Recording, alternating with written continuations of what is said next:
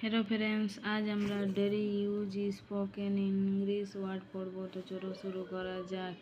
আমাকে দোষ দিও না, ডোন্ট ব্লেম মি। আমার কথা শোনো, লিসেন টু মি। আমি কি ভুল ছিলাম, ওয়াজ আই রং? আমি ঘুমাচ্ছিলাম, আই ওয়াজ স্লিপিং। আমি চা খাই না, আই ডোন্ট ড্রিঙ্ক টি।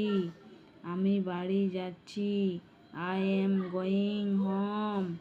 আর একটুকু, এ রিটেজ রঙ্গার।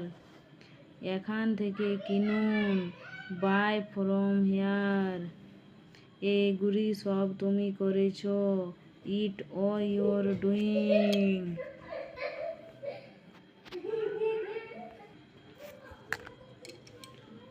এর দাম বেশি, ইট প্রাইস ইজ হাই। এসো আমরা যাই।